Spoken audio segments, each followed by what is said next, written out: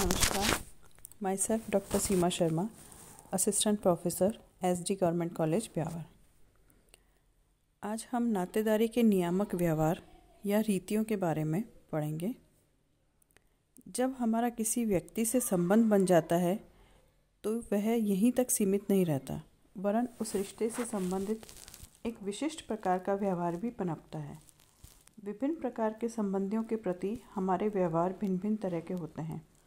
किसी के साथ हमारे संबंध श्रद्धा पर आधारित होते हैं तो किसी के साथ आदर, प्रेम, मधुरता, परिहास या हंसी मजाक पर आधारित होते हैं। संतानों का माता पिता के साथ व्यवहार श्रद्धा और सम्मान का है, पति पत्नी के बीच प्रेम का, तो जीजा साली के बीच मधुरता का। अतः समाज में दो संबंधियों के बीच किस प्रकार का व्यवहार होगा, इसके कुछ नियम बने होते हैं, जिन्हें हम नातेदारी के नियामक व्यवहार या नातेदारी की रीतियाँ कहते हैं। हम यहाँ बहु प्रचलित कुछ नातेदारी की रीतियों का उल्लेख करेंगे। इसमें पहला है परिहार या विमुखता। इसका अर्थ है कि कुछ संबंधी आपस में विमुखता बरतें, एक दूसरे से कुछ दूरी बनाए रखें और पारस्परिक सामाजिक अंतःक्रिया को टालने का प्रयास करें। इस रीति के अनुसार कई संबंधियों के नाम लेना वर्जित है या किसी न किसी प्रकार के संबंधियों के साथ परिचित रीति से बात करना वर्जित है। कभी कभी तो वे संबंधी एक दूसरे को देख भी नहीं सकते, बातचीत नहीं कर सकते और आमने सामने नहीं आ सकते। परिहार के संबंध में विभिन्न संबंधियों में देखने को मिलते हैं। इसे हम इस प्रकार से प्रकट कर सकते हैं: भाई बहन परिहार, सास दामाद परिहार, सास बहू परिहार, ससुर पुत्र वधू परिहार, ससुर दामाद परिहार, ज्येष्ठ एवं छोटे भाई की पत्नी के बीच परिहार, स्त्री के पति का पत्नी की बड़ी बहन से परिहार। कई समाजों में भाई बहन परस्पर परिहार का पालन करते हैं। लंका की वेड्डाइट जनजाति में भाई बहन के बीच में परिहार प्रचलित है, यहाँ तक कि वे एक ही छत के नीचे नहीं सो सकते और न ही साथ साथ भोजन कर सकते हैं। पुत्र वधू और सास ससुर परस्पर परिहार लगभग सभी समाजों में पाया जाता है। भारतीय समाज में भी सास ससुर और ज्येष्ठ से पुत्र वधू परिहार रखती है। यही नहीं, पिता के भाई और उनकी पत्नियों से भी बहू परिहार रखती है। इस तरह से छोटी बहन का पति पत्नी की बहन से भी परिहार रखता है। पत्नी अपने पति का नाम नहीं लेती।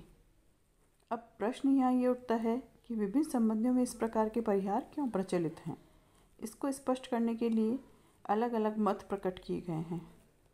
टॉयलर का मत है कि परिवार का प्रारंभिक स्वरूप मात्र सत्तात्मक था।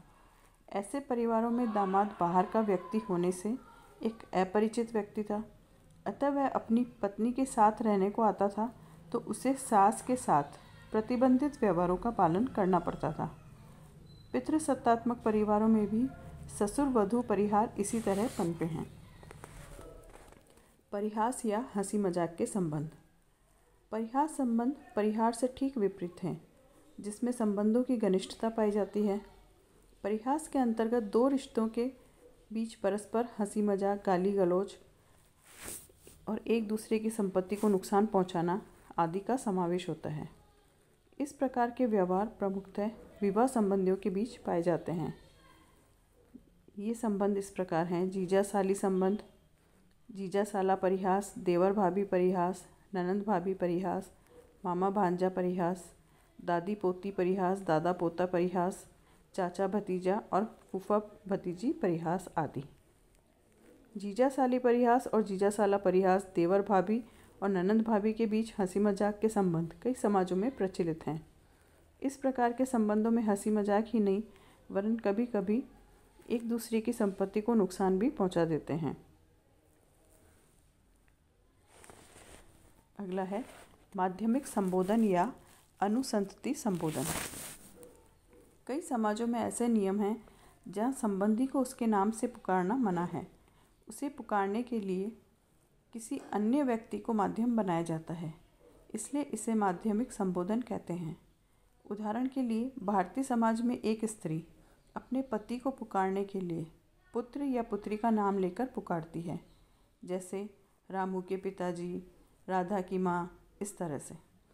टाइलर ही पहला व्यक्ति था जिसने माध्यमिक संबोधन शब्द को मानवशास्त्रीय साहित्य में प्रयोग किया था। टाइलर माध्यमिक संबोधन की रीति की उत्पत्ति मातृसत्तात्मक परिवारों के कारण मानते हैं। ऐसे परिवारों में पति बाहर का व्यक्ति होने से उसे द्वैतिक संबंधी माना गया। इसलिए स्त्री उसे पुकारने के लिए बच्चों को माध्यम बनाती थी। इस रीति का जब विस्तार हुआ तो पति भी अपनी पत्नी को बच्चों के माध्यम से पुकारने लगा।